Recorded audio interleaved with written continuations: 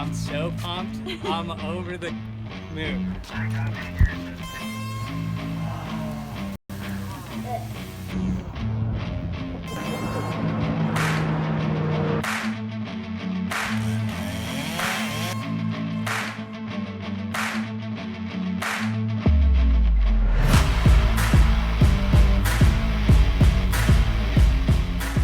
Welcome back to the channel and part 2 of my chat with Danny Shedden, mental health counselor and owner of Close the Gap Wellness. In the last video, we discussed the importance of supportive relationships and identifying how stress shows up in your life together. We covered the value of understanding that there are large portions of both your life and that of your firefighter that are out of both of your control. Cell service, travel schedules, and unexpected obligations. We also outlined significant discussions to have before fire assignments, from outlining expectations for the season to how best to relate experiences you each have during that time apart. My interview with Danny seemed to naturally fall into 2 parts, this second being more of a deep dive into post-trauma response and tips for strengthening personal and family resiliency. Now, if you're new to this channel, it's important to understand that this is meant to be a space to support partners and parents in their journey to appreciate the world their wildland firefighter lives in. I hope that by covering topics like this, I can support those who support our heroes. Before diving into Danny's interview, I'm going to set up a basic foundation for understanding trauma response. Serious calls, whether they end well or not, stick with the responder. Some have deeper effects than others, but they all build slides in the brain. There can be second guessing a decision. There can be residual guilt about how an incident affected fellow crew members. There can be doubt about the appropriateness of your skill set. There can be long-standing or worsening depression. A traumatic event has the power to completely alter your life and can be so severe that it affects every area of your life, even those not even associated with the traumatic experience. Personally, I've had 2 major traumas occur in my life, and I can tell you my memory was affected. I don't have the focus I once had. I'm not able to concentrate or multitask like I have before, and my threshold for stress is much lower than before these events occurred. As you go through life, you face a wide range of painful and emotional experiences, but they aren't all considered traumatic. Trauma occurs when the emotional and adaptive demands of the environment exceed your coping tools. Sometimes the initial trauma response sticks. So one of the things that I really wanted to talk specifically about was trauma, but also what our trauma does to us and how it leads really to this thinking around imposter syndrome. So many of us know what imposter syndrome is. I try to cover this even in my own page, Close the Gap Wellness, often. But this is really when we start to doubt our own abilities, our own stuff that makes us special, right? We doubt ourselves, our talents, even our experience that we've already had in fire specifically. But even our loved ones can actually, definitely have imposter syndrome. This isn't just fire specific. Everyone deals with, I would say, imposter syndrome sometime in their career and in their life. I remember even going back to even being a mother and feeling like they're giving me this baby. Like, oh my gosh, I'm not ready for this. That is very much imposter syndrome.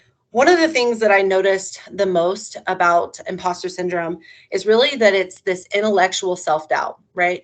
We probably have the skills, but we're just really doubting internally of what we bring to the table. This really starts to accompany a lot of those signs and symptoms of anxiety and depression. So even if you just looked up those, that's a lot of the times what you start seeing and demonstrating. Some of the things that I was trying to think about of like, what do you look for when you're like, okay, someone's suffering from this? This is really when I hear that like negative self-talk. Like, I don't even know why I'm going into work tomorrow. Like, I'm doubting myself and my abilities. I feel like, cool, I have this task book signed off, but I don't feel like I'm prepared by any means to be in this role. It's really, like I said, that doubt. a lot of the times you'll hear someone in completely emotional, they're suffering emotionally, and the turmoil is real for them, right? This is a real experience. Even though on the outside, oftentimes as family members or loved ones, we're like, are you doubting yourself? Exactly. What, like, you have X, Y, and Z skill, you're amazing, and we see this, why can't you? Well, they really Even can't. firefighter to firefighter. Yeah. I'll have folks that doubt themselves, and my experience is that I've seen you fall 24 trees perfectly. How are you doubting yourself as a skilled sawyer? Mm-hmm. And that goes back to even, let's say they witnessed an accident where someone actually got injured, maybe even the week before or even a year before. And now they have to go fall a tree. And it brings up a lot of that past, that experience, those slides of, oh my God, it's this one. Now it's going to be me. And then they just kind of like completely pull back, right? And even though we are seeing them and going, you've got this. Like, we know you can do this. To them, it's very real from that past trauma, that past experience, that emotions that are coming up for them. They really don't feel like they can. And so that's what I mean by imposter syndrome when I talk about imposter syndrome around wildland fire, is really like, what slides are there that are on the back of our head that are more negative, that are coming up and making us suffer later. And it's typically later where you'll see imposter syndrome. But one of the things that I always say with loved ones that you can help someone with is really positive reframing, right? Trying to say, okay, tell me why you're doubting yourself, and be supportive. Listen, right? Why are they doubting themselves? And then really walk them through. Is that actually logical? Like, is that something that, have you never cut a tree that big? And if so, maybe you need to go out as a trainee again. And does that mean that you're not competent? Absolutely not. That means that you need someone that's going to kind of prop you up and be there to support you and say, you got this. Right here. And retrain that slide. Yeah. Totally. So you're retraining that slide and you're addressing that imposter syndrome so that imposter syndrome doesn't just become a fear and an emotional response. You actually can like come back from it, right? We're restoring competence in that feeling. Even more so, we're restoring confidence, because a lot of the time with imposter syndrome, you can almost pair that with lack of confidence. We doubt ourselves all the time, but it's typically from some experience or some individual telling us that we don't have that ability. That's where we start doubting ourselves. But how do we restore that, especially as loved ones? How are we restoring someone that may be suffering from imposter syndrome? We listen, we ask, and we say, what can we do to help you walk through this? One of the things that I always love to say is, why do you feel like you can't do that? Because oftentimes we're holding ourselves back. So trauma is a mental health experience we can link to an identifiable cause. But there can be many experiences in wildland fire that lead to long-standing depression, fire season lifestyle, emotional battery, unprofessional leadership, and separation from family and support groups. Danny lists a mental health professional as a priority for first responders. She comments that most of us find a primary doctor or a dentist in our area, and mental health counselors should be on that list. So if it's trauma related, what is your suggestion for loved ones and family support for a gentle nudge if they feel like perhaps you need someone professional to take this in and to help you get through the cobwebs of what happened? That can be always a difficult conversation, but also a surprising conversation, because I think many times that there's fear around seeking help, or just the unknown and not knowing how to seek help. I really do think that's why a lot of people don't go. And Jay, I really do think you'd be surprised how many people do seek help and are getting help. We just don't talk about it, right? It's like this unknown. So I actually do think many firefighters actually do get help, and we just don't share that with our buddies. What do you think that is? Why do you think that's still such a faux pas? It's mainstream. In mainstream society, I don't think it's that that secretive, but it seems to stay kind of hidden in our environment still. It's definitely the stigma. And I definitely think, and I've heard this from individuals even doing, a lot of trauma work and working on the inside around trauma with CISM programs, critical incident stress management programs in the land agencies. A lot of the times it's that shame, but also going, well, if you're seeking help, then should you be out here on the ground? Mm-hmm. You handle the job. And if you can't handle the Yes. job, you shouldn't be doing this job. And that's the stigma. So if all of us go around and are like, oh yeah, I've gone to counseling before, or I've sought help to talk about this traumatic experience I witnessed, then we're telling each other that. And of course, you're always going to have some that are supportive, but you may have some that are like, well, you're going to witness that again. So why are you doing this job? If you can't handle it and you have to go get a counselor, then you obviously can't handle this job. So I think Instead of seeing it as, this is how I'm going to handle the job, by going and seeking help and getting it resolved so that I can go back out and do the job well. Yeah. And it's an actual strength to go seek help, because not only are you prepared better for the next time, right? Like you're prepared better for the next time. Now you have some skills that you've developed to handle the next time, but you're in a better headspace to be able to do the job. So I always tell loved ones, that's how you can say it, right? We got to get you in a better headspace to be able to do your job and perform at the level you were before. And it gives you the skills for the next time.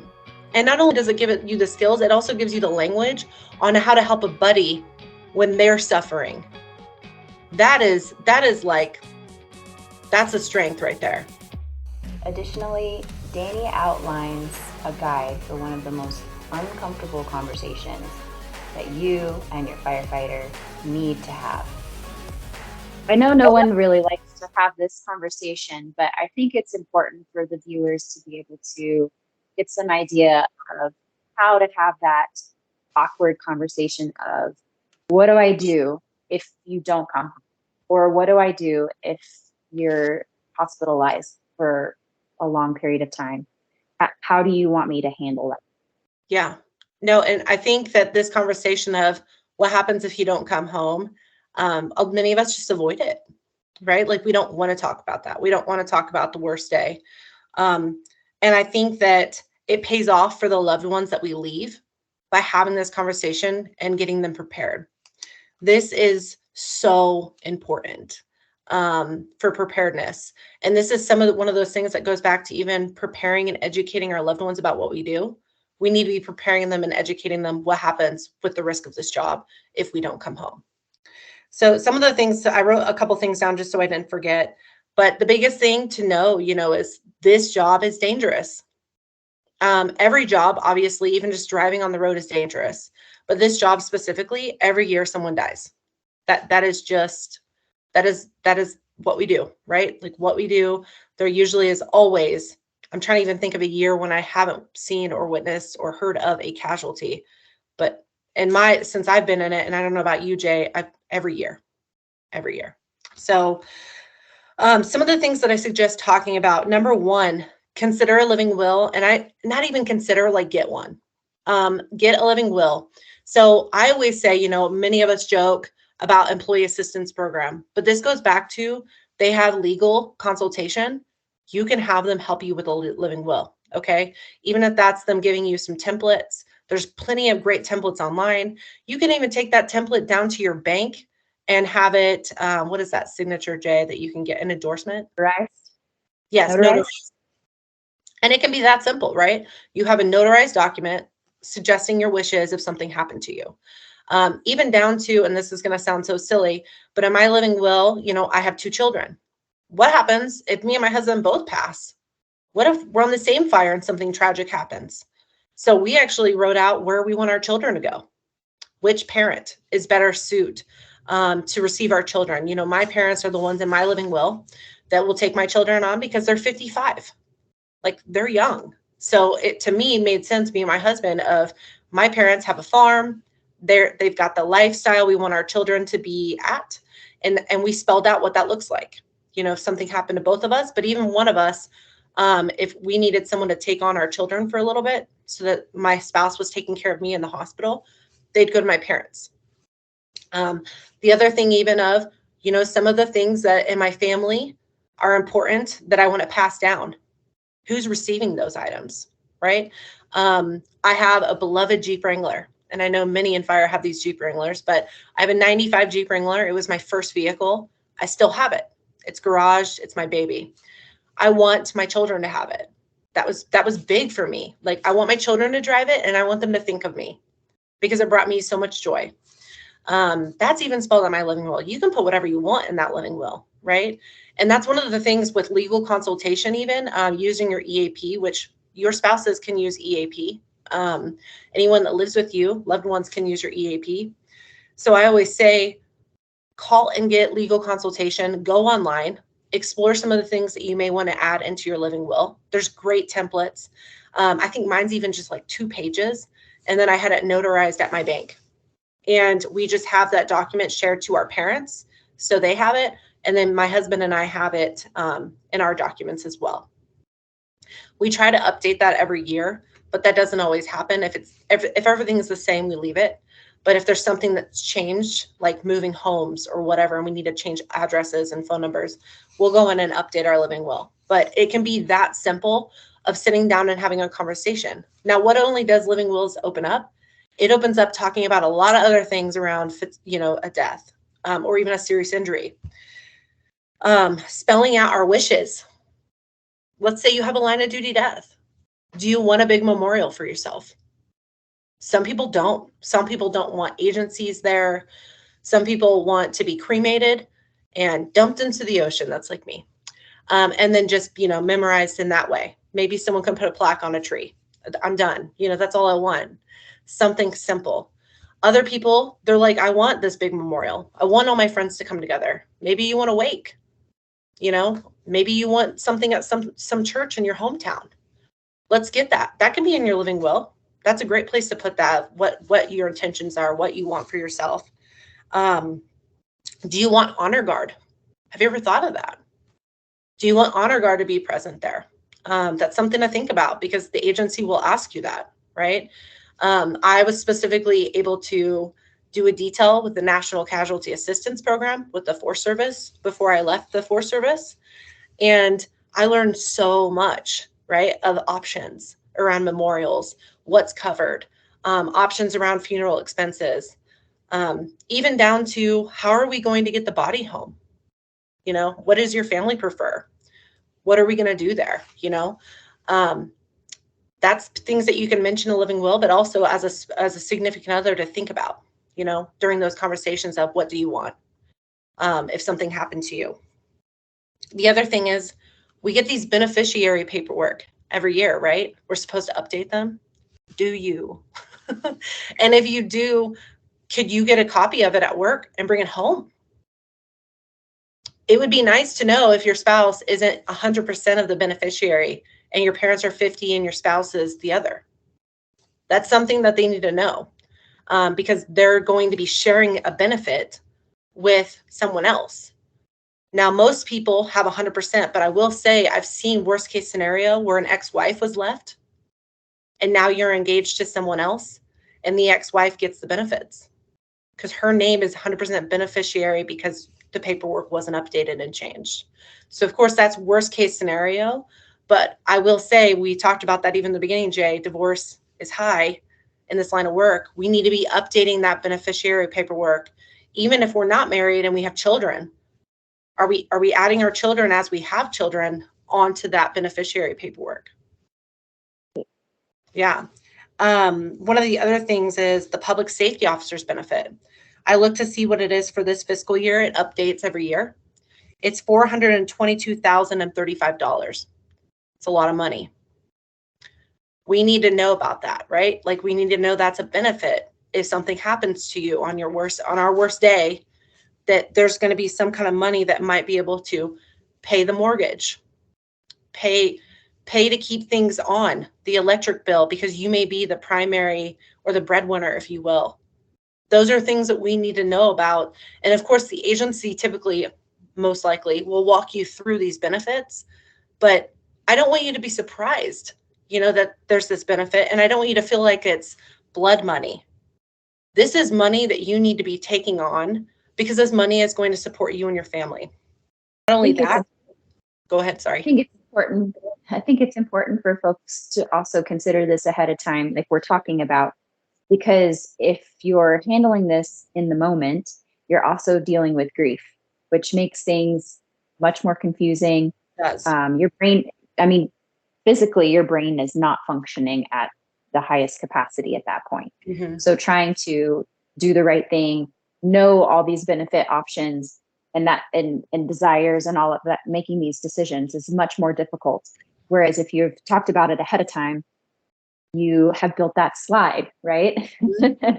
Yeah. Well, and why not make a contact list of all the phone numbers that your loved one needs? Because, man, when they're grieving, the last thing they care about are their benefits they're about to get. They do not care. But guess what? They have time to get that paperwork in. It's not a hurry, but it's one of those things they need to know in the coming weeks that they need to be applying for, especially if you were the one that paid the mortgage and all the bills accordingly, and they don't have the money to pay for that, right? Like, we don't want your family to go into severe debt when this benefit is there and we're trying to get them the money. Not only that, they're able to get a check ahead of time. And I can't remember how much it is. I want to say it's around $10,000, but don't quote me on that, where they can get a check ahead of time to help cover funeral expenses. That's huge. Like, you can get like a quick check, right, to get that $10,000, I believe it is, so that you can pay for the funeral costs, and then they'll just deduct it from the PSOB benefit when they cash out at the end. Those are things to know. And not only that, the PSOB is part of the Department of Justice. If you Google PSOB, it'll take you right to the page. Not only that, there's a one-page fact sheet you could print out for your loved ones that just gives this information that I'm talking about and how to get a hold of them. What's interesting about the public safety officer benefit and why we need to be talking about to our loved ones is, if something happened to you in the line of duty and you were injured because of this job, or you were injured due to an attempt from suicide, there are benefits and coverage in PSOB. So it's not just line of duty death. And that's what people think. Even so much so as there's benefits if you have cancer due to this line of work, and you can prove that, right? So this is something that we all need to be exploring. Not only the firefighter, but also the loved one needs to know these are some of the reasons why I would be able to get these benefits. The next thing that leads right into is, do you have life insurance? And I'm going to tell you, one of the suggestions I received from someone that works with money, but not only that, my high school best friend's dad, right? So like, he took it pretty personal when I sat down with him to talk about life insurance. And he said, you need to make sure that your spouse can cover the entire mortgage, like pay it off with life insurance, pay off any debt, let's say his truck, any other debts I may have. That's how much life insurance you need. And then think about maybe a year or two of lost wages from you not being there anymore. That's how much. Now, I think I'm trying to remember how much life insurance I specifically have. I think it's like 500,000, right? And then I have a family plan. So I even bought it. So let's say my son, who's 10, passes away. I can't even imagine what that would feel like, and the grief I would be going through. And there's no way I would be able to work for a substantial amount of time due to grief. So I bought it for my entire family. It's not just my husband. It's not just me. It's also my children.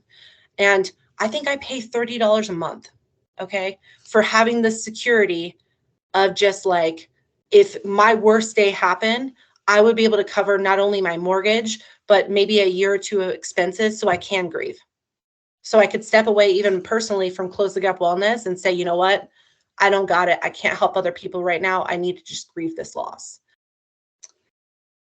One of the other things that I don't think that we think highly, and when I don't think we think often about, is you'll see people pass away on TV, right? Especially firefighters, and you usually see like an uncle, an aunt, someone representing the family. It's not the spouse, usually. It's not the significant other, the children, obviously. It's usually someone that's like one step out of, it could even be a good family friend too, someone trusted in the family, that will be the one on the news, that will be the one that's talking to maybe the agency when that phone call comes. Because I can tell you what, if you're thinking your spouse is going to be able to answer the phone, let's say to the Force Service, and be walked through their benefits, I can tell you they're not going to remember any of that conversation. So having a family representative there to just take notes and be your advocate is huge. Who would that person be?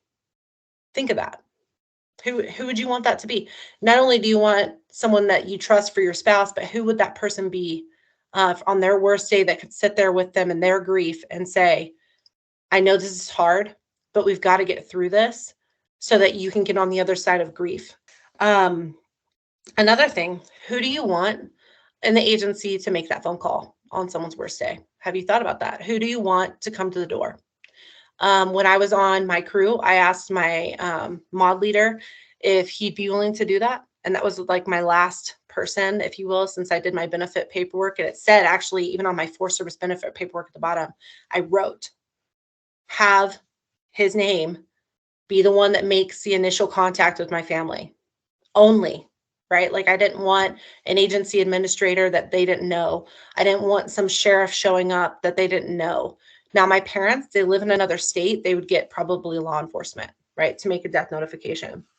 But who would you personally want if you live in the same place, obviously, where your crew is and your family is?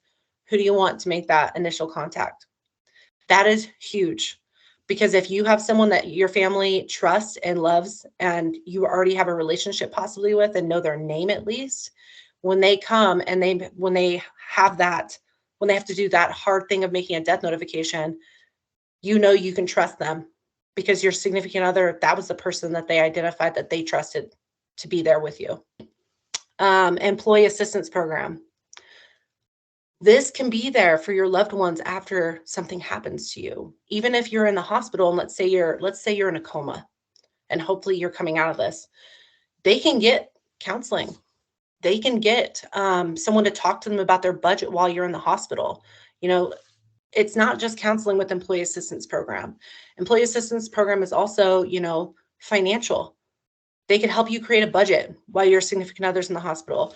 They could help you create a budget if they don't come home, right? What's that going to look like? Maybe with that even benefit, where do you put that money? $422,000. Maybe you want to invest all that for the future.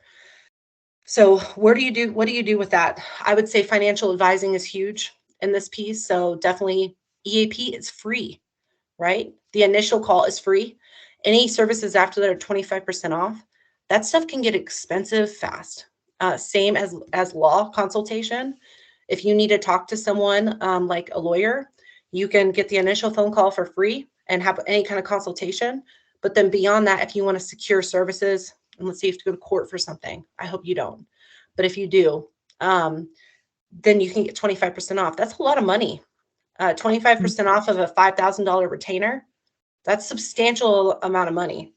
So those are some of the things that I always say we forget, right? All of a sudden we feel, especially for the significant other on the other side, we feel like now we're not part of that agency. You still get those benefits and they proceed for a certain amount of time. And truly, I kind of feel like if you ask the agency, they probably just continue those benefits and extend. The other thing to think about and to be asking, will I get health benefits when you're terminated and no longer an employee? How long do I get those for until I need to be thinking about health insurance, right? We don't think about those things. All of a sudden those plans drop. Let's say you have children. Let's say, you know, yourself, you have medical issues and you depend on your significant other for health insurance. We really need to be thinking about that. What does that look like? I think those are some of the big things. I know it's a lot, but those are some of the big things. Worst day. These are some of the conversations we need to be having ahead of time. That wraps up my conversation with Close the Gap Wellness and Danny Shedden. I know it's been a heavy couple of minutes, so here are some cute and fun memes to help you transition back to what you were doing before you joined me.